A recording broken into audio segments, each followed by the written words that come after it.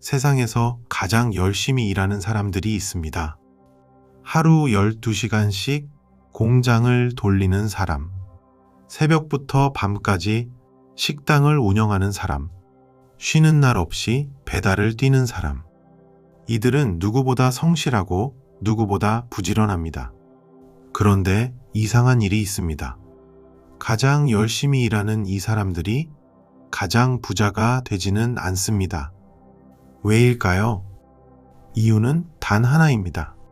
시간과 돈을 1대1로 맞바꾸고 있기 때문입니다. 일을 하면 돈이 들어오고 일을 멈추면 돈도 멈춥니다.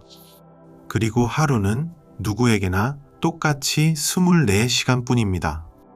아무리 열심히 달려도 이 시간의 벽은 넘을 수가 없습니다. 그런데 우리는 아이에게 무엇을 가르치고 있을까요? 열심히 공부해서 좋은 직장 가져라. 이 말은 절반만 맞습니다. 나머지 절반, 즉 어떻게 일하고 어떤 길로 가야 하는지는 아무도 가르쳐 주지 않습니다. 당신은 나쁜 부모가 아닙니다. 그저 아무도 당신에게 알려주지 않았을 뿐이죠. 안녕하세요, 카미노입니다. 지난 이야기에서 우리는 아이의 돈 그릇이 부모의 마인드에서 만들어진다는 걸 살펴봤습니다. 돈은 법칙이고 부모의 태도가 아이 뇌에 복사되며 아이의 정체성이 미래를 결정한다고요. 그건 왜에 대한 이야기였습니다. 오늘은 한 걸음 더 들어갑니다. 부라는 것이 실제로 어떻게 만들어지는가? 그 원리를 아이가 알아들을 수 있는 언어로 풀어드리겠습니다. 오늘도 3가지입니다. 시간을 어떻게 쓰는가, 어떤 길로 가는가, 그리고 무엇을 잘하는가. 이 3가지가 아이의 경제적 미래를 완전히 바꿉니다. 자, 첫 번째입니다. 첫 번째, 부는 얼마나 열심히가 아니라 시간을 어떻게 쓰느냐에서 나옵니다. 레버리지라는 개념으로 유명한 사업가 롭 무어는 이렇게 말했습니다. 열심히 일하면 성공한다는 말은 반만 맞다. 나머지 반은 어떻게 일하느냐다. 그는 시간을 3가지로 나눴습니다. 이 구분이 아이의 경제적 미래를 가릅니다. 첫째, 소비된 시간입니다. 쓰면 사라지는 시간이죠. 일을 하면 돈이 들어오지만 일을 멈추면 돈도 멈춥니다. 대부분의 사람이 여기에 있습니다. 시간을 팔아서 돈을 받는 구조입니다. 둘째, 투자된 시간입니다. 한 번 쓰고 끝나는 게 아니라 그 뒤로도 계속 가치를 만들어내는 시간입니다. 기술을 배우는 데 쓴 시간은 평생 그 기술을 쓰게 해줍니다. 셋째, 레버리지된 시간입니다. 내가 직접 하지 않아도 돈이 들어오는 구조죠. 만들어둔 콘텐츠가 수익을 내고 투자한 자산이 배당을 냅니다. 내가 자는 동안에도 돈이 일합니다. 부자들은 소비된 시간을 줄이고 투자된 시간과 레버리지된 시간을 늘립니다. 이게 부의 핵심 구조입니다. 여기에 한 가지 개념을 더해야 합니다. 바로 스케일입니다. 의사는 아무리 뛰어나도 하루에 진료할 수 있는 환자 수에 한계가 있습니다. 하루는 24시간을 넘을 수 없으니까요. 반면 소프트웨어를 만드는 사람은 다릅니다. 한 번 만든 프로그램은 동시에 수백만 명이 사용할 수 있습니다. 1시간의 투자가 수천 명, 수백만 명에게 닿는 구조. 이게 스케일입니다. 스케일이 없는 일이 나쁘다는 게 아닙니다. 중요한 건 아이가 어떤 구조로 일하는지를 이해하는 겁니다. 그래서 아이가 좋아하는 것을 찾았다면 이렇게 물어보세요. 그 일을 더 많은 사람에게 닿게 할 방법이 있을까? 이 질문 하나가 아이의 사고를 확장합니다. 그렇다면 이 모든 것의 바탕에는 무엇이 있을까요? 바로 복리입니다. 11살에 첫 주식을 산 워런 버핏은 복리를 세상의 8번째 불가사의라고 불렀습니다. 복리는 단순합니다. 이자에 이자가 붙는 구조죠. 처음엔 별것 아닌 것 같지만 시간이 길어질수록 기하급수적으로 커집니다. 그런데 놀라운 사실이 있습니다. 복리의 원리가 우리 뇌의 학습 구조와 정확히 같다는 겁니다. 신경과학에 헤비안 학습이라는 이론이 있습니다. 캐나다의 신경심리학자 도널드 헤비 제시한 것으로 핵심은 이렇습니다. 함께 활성화되는 뉴런은 함께 연결된다. 같은 것을 반복해서 배울수록 그 신경 경로는 두꺼워지고 강해집니다. 한번 강해진 경로는 더 빠르고 효율적으로 작동하죠. 복리와 정확히 같은 구조입니다. 그래서 10살에 돈의 원리를 배운 아이와 30살에 처음 배운 어른의 차이는 단순히 20년이 아닙니다. 복리로 계산하면 몇 배, 수십 배의 차이입니다. 실제로 매달 5만 원씩 모은다고 해보겠습니다. 10살에 시작하면 40살에 약 2,300만 원, 30살에 시작하면 약 150만 원입니다. 그 차이의 대부분은 추가로 더 낸 돈이 아니라 시간이 만들어낸 돈입니다. 그래서 아이가 왜 공부해야 해요? 라고 물으면 이렇게 답해보세요. 대부분의 부모는 좋은 대학 가려고, 좋은 직장 얻으려고 라고 답합니다. 틀린 말은 아니지만 이러면 아이는 공부를 수단으로만 봅니다. 목표가 대학이 되면 거기 들어가는 순간 공부를 멈추죠. 대신 이렇게 말해보세요. 지식은 레버리지야. 네가 한번 배워두면 그 지식이 평생 너를 위해 일해줘. 공부는 네가 줄 수 있는 가치의 크기를 키우는 거야.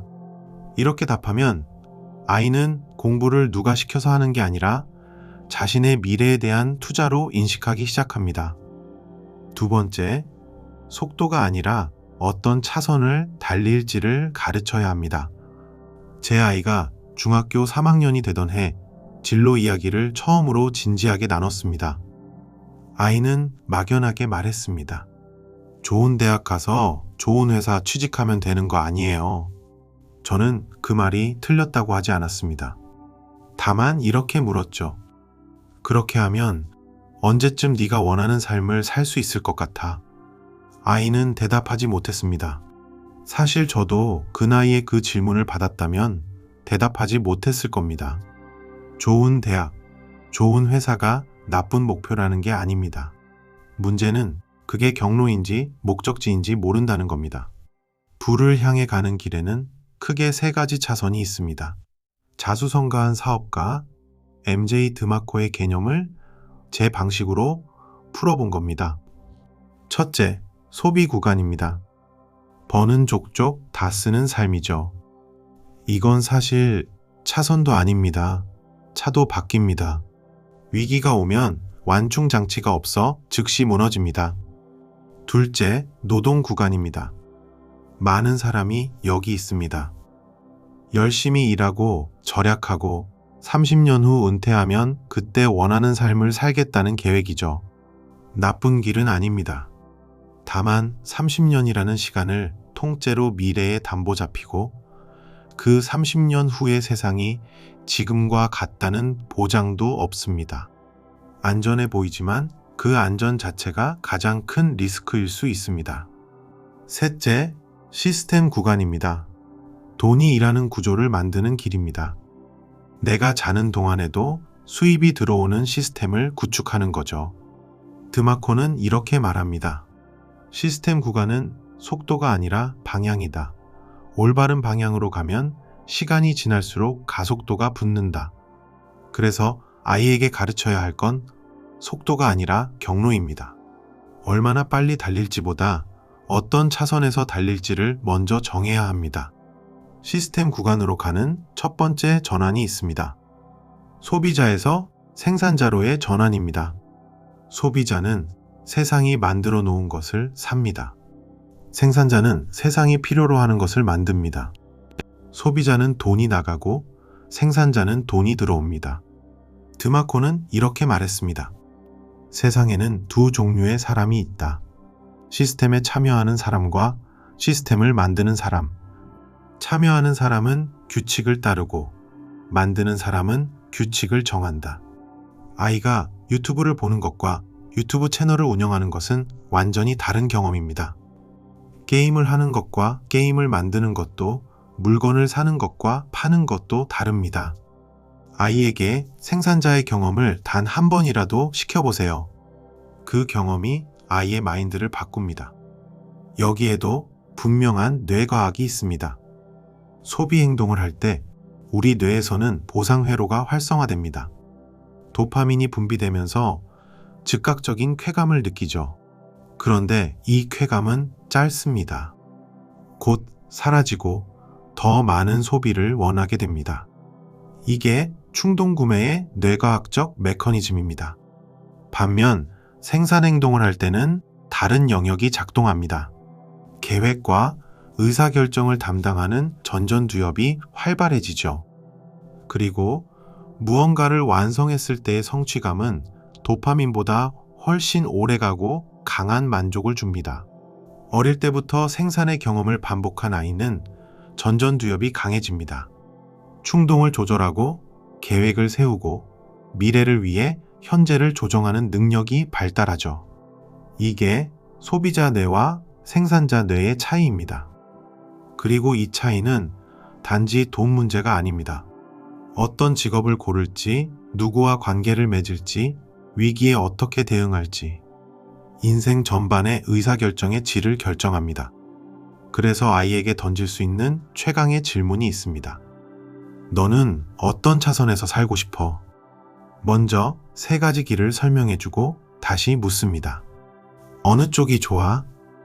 대부분의 아이는 시스템 구간을 고릅니다. 그런데 중요한 건 그 다음 질문입니다. 그럼 지금 네가 하고 있는 것 중에 그 길을 준비하는 게 있어. 이 질문이 아이의 지금 행동과 미래의 길을 연결합니다. 부모가 답을 줄 필요가 없습니다. 질문만으로 충분합니다. 3번째, 하기 싫은 일이 아니라 좋아하면서 잘하는 일을 찾아주세요. 많은 부모가 아이의 진로를 이렇게 생각합니다. 돈이 되는 직업을 골라라. 안정적인 직업을 골라라. 그런데 여기엔 치명적인 문제가 있습니다. 좋아하지도 잘하지도 않는 일을 평생 하면서 아이가 행복할 수 있을까요? 대신 이런 공식이 있습니다. 좋아하는 것 곱하기 잘하는 것은 강점입니다. 그리고 그 강점 곱하기 시장이 원하는 것이 돈이 되는 것이죠. 좋아하기만 하고 잘하지 못하면 취미입니다. 잘하기만 하고 좋아하지 않으면 고통스러운 직업이 됩니다. 좋아하고 잘하는데 시장이 없다면 아직 시장을 못 찾은 것뿐입니다. 그리고 시장은 만들 수도 있습니다. 20년 전에는 유튜버라는 직업이 없었습니다. 강점이 있으면 시장은 따라옵니다. 아이의 강점을 찾아주는 것. 이것이 어떤 투자보다 높은 수익률을 내는 재테크입니다. 강점에는 분명한 뇌과학적 근거가 있습니다. 아이가 자신의 강점과 관련된 활동을 할 때 뇌에서는 평소와 전혀 다른 패턴이 나타납니다. 창의성과 문제 해결, 자아 성찰을 담당하는 영역이 활성화되고 동시에 도파민이 분비되면서 내적 동기가 강해집니다. 반면 강점이 아닌 일을 억지로 할 때는 전전두엽의 에너지가 과도하게 소모됩니다. 쉽게 말해 더 많은 에너지가 들고 더 빨리 지칩니다. 아이가 하기 싫은 것을 억지로 할 때 쉽게 지치고 집중하지 못하는 건 의지력 문제가 아닙니다. 뇌의 에너지가 비효율적으로 새고 있는 겁니다. 반대로 강점 활동을 할 때 아이가 몇 시간이고 빠져드는 것도 같은 이유입니다. 뇌가 효율적으로 돌아가면서 에너지가 오히려 충전되는 느낌을 받죠. 이게 바로 몰입, 플로우 상태입니다.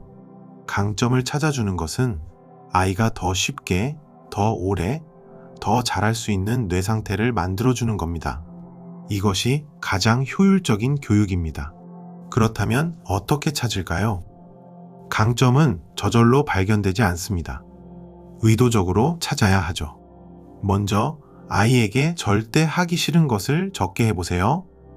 하기 싫은 게 많을수록 좋아하는 것의 윤곽이 선명해집니다.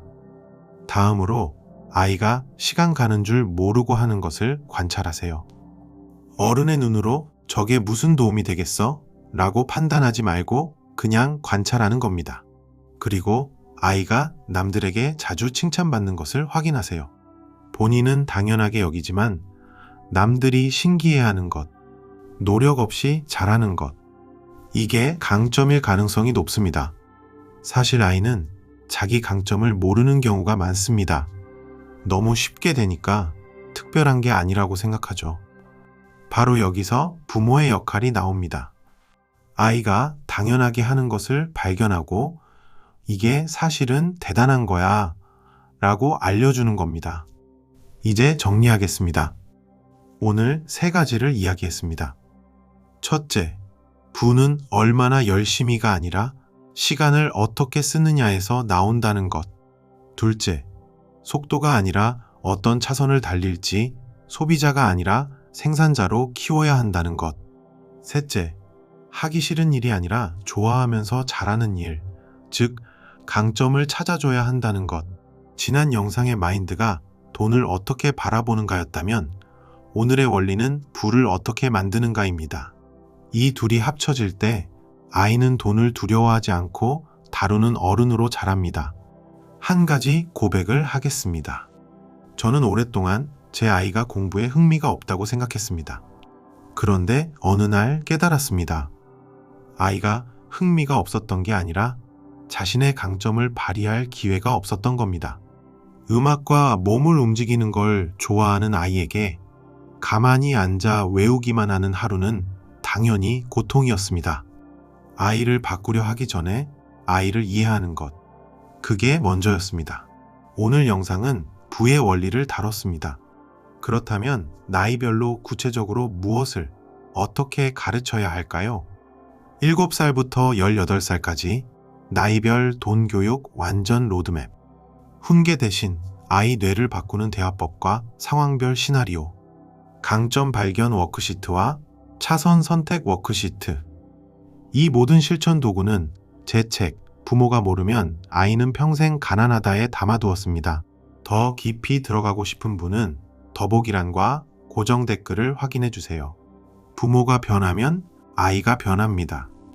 아이가 변하면 그 아이의 30년 후가 달라집니다. 아이의 뇌는 지금도 배우고 있습니다. 오늘 당신이 알게 된 이 원리가 아이의 미래에 그대로 새겨질 겁니다. 감사합니다. 지금까지 카미노였습니다.